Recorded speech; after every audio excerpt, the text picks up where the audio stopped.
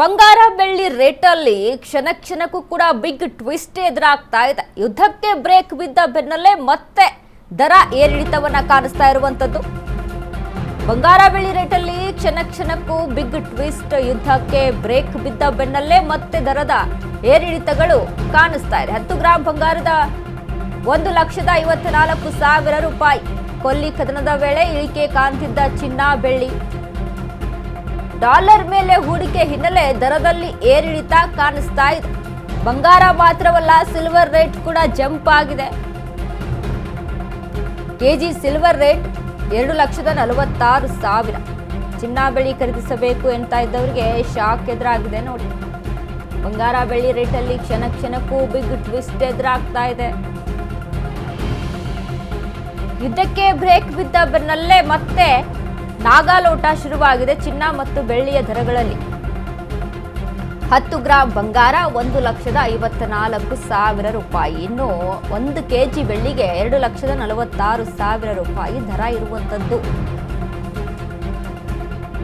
ಒಂದು ಕಡೆ ಬಂಗಾರ ಜಾಸ್ತಿ ಆಗುತ್ತೆ ರೇಟು, ಮತ್ತೊಂದು ಕಡೆ ಕಡಿಮೆ ಆಗುತ್ತೆ. ಬಂಗಾರ ಬೆಳ್ಳಿಯಲ್ಲಿ ಒಂದೇ ಸಮನಾದಂಥ ಬೆಲೆಗಳು ಕಾಣಿಸ್ತಾ ಇರುವಂಥದ್ದು. ಒಂದು ಕಡೆ ಟ್ರಂಪ್ ಮತ್ತು ಅಂದರೆ ಕದನಕ್ಕೆ ವಿರಾಮವನ್ನು ಕೊಟ್ಟಿರುವಂಥದ್ದು. 2 ವಾರದವರೆಗೆ ಕದನ ವಿರಾಮ ಆಗಿದೆ ಅನ್ನುವಂಥ ಇನ್ಫಾರ್ಮೇಷನ್. ಸೊ ಹಾಗಾಗಿ ಡಾಲರದಲ್ಲಿ ಏರಿಳಿತಗಳು ಕಾಣಿಸ್ತಾ ಇದೆ. ಡಾಲರಲ್ಲಿ ಬೆಲೆ ಕಡಿಮೆ ಆಗ್ತಾ ಇದೆ ಅನ್ನುವಂಥ ವಿಚಾರಕ್ಕೆ ಸಂಬಂಧಪಟ್ಟಂತೆ ಇಲ್ಲಿ ಮತ್ತೊಂದು ಕಡೆ ನೋಡಿ, ಚಿನ್ನ ಮತ್ತು ಬೆಳ್ಳಿಯಲ್ಲಿ ಷೇರುಪೇಟೆಯಲ್ಲಿ ಡಿಮ್ಯಾಂಡ್ ಹೆಚ್ಚುತ್ತಾ ಇದೆ. ಹೂಡಿಕೆದಾರರು ಹೆಚ್ಚಾಗ್ತಾ ಇದ್ದಾರೆ. ಇನ್ನು ಬೆಲೆ ಜಾಸ್ತಿ ಆಗಿದೆ ಅಂತ ಅಂದಾಗ ಮತ್ತಷ್ಟು ಹೂಡಿಕೆಯನ್ನ ಮಾಡೋದಕ್ಕೆ ಮುಂದಾಗ್ತಾರೆ ಷೇರುಪೇಟೆಯಲ್ಲಿ. ಆದ್ರಿಂದ ಏನಾಗುತ್ತೆ, ಬಂಗಾರ ಮತ್ತು ಬೆಳ್ಳಿಯಲ್ಲಿ ಮತ್ತಷ್ಟು ಬೆಲೆ ಏರಿಕೆ ಆಗುವಂಥ ಸಾಧ್ಯತೆಗಳು ಹೆಚ್ಚಾಗಿ ಕಾಣಿಸುತ್ತೆ. ಬಟ್ ಗ್ರಾಹಕರಿಗೆ, ಕಸ್ಟಮರ್ಸ್ಗೆ, ಮಿಡಲ್ ಕ್ಲಾಸ್ ಫ್ಯಾಮಿಲಿ ಆಗಿರ್ಬೋದು, ಬಂಗಾರ ಬೆಳ್ಳಿಯನ್ನು ಕೊಂಡ್ಕೊಳ್ಬೇಕು, ಮದುವೆ ಮುಂಜಿ ಇದೆ, ಶುಭ ಸಮಾರಂಭಗಳಿದ್ದಾವೆ ಅಂತ ಚಿನ್ನ ಮತ್ತು ಬೆಳ್ಳಿಯನ್ನು ಕೊಂಡ್ಕೊಳ್ಬೇಕು ಅಂತ ಅಂದಾಗೆ ಅವರಿಗೆ ಒಂದು ಕಡೆ ಪೆಟ್ಟು ಬೀಳುತ್ತೆ, ಹೊಡೆತ ಬೀಳುತ್ತೆ, ಟೆನ್ಷನ್ ಶುರುವಾಗಿದೆ.